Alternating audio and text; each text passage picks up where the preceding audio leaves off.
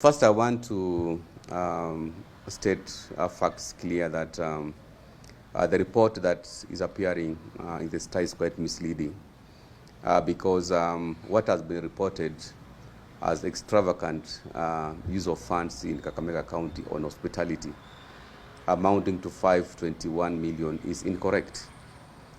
For the records, the 521 million is a breakdown of various cost centers. And the first one is hospitality for the executive, which is 290 million Kenya shillings. And then hospitality for the county assembly is also included in that 521, is 45.7 million Kenya shillings. We have utilities, that is water, electricity, etc., which is 58.7 million Kenya shillings. The general supplies amounts to 125.3 million Kenya shillings. So the total amount for hospitality, if it was supposed to be properly reported, is actually 290 million for the county executive and 45.7 million for the county assembly, totaling to 336.7 million Kenya shillings. That was the correct report, which the COB is supposed to be telling the public, but not lumping everything together. Even the amounts that we pay for motor vehicle fuel, the amount we pay for telephone, the amount we pay for staff travels is part of hospitality. But it's also important to put this expenditure in perspective. For purposes of the record, for those who may not know, Kakamega, one of the biggest cost drivers is the number of staff. You cannot compare the number of staff in Kakamega County, who are almost 10,000, with the number of staff in Isiolo County, for example, because Isiolo has only 2 sub-counties. Kakamega administratively has 12 sub-counties. We have 60 wards. We have 400 community areas. So the cost driver, number one, is the number of sub-counties, the number of staff, and the number of community areas. In fact, in terms of classification, this is the largest rural county in Kenya. So administratively, we are covering a lot of geographical space.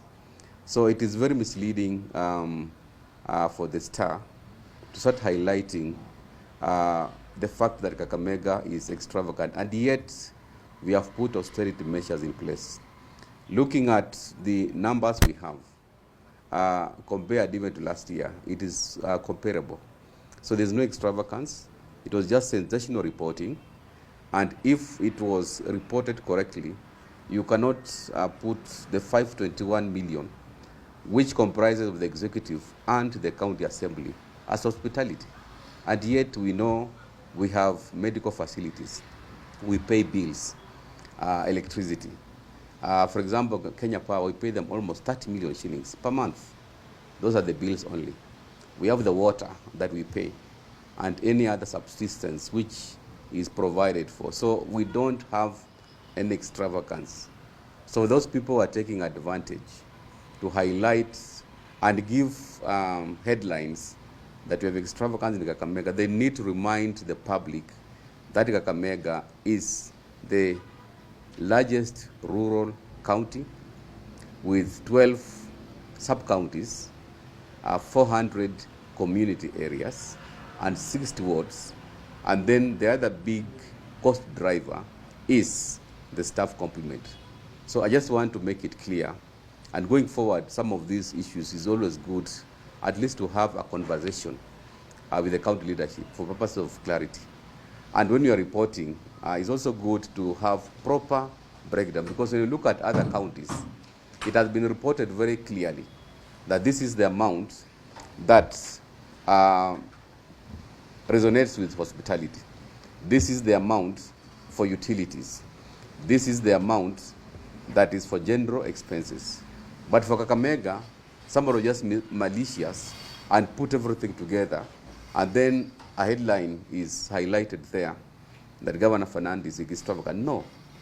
And it's also important to state that this is a composite amount for the county assembly and the county executive. Thank you.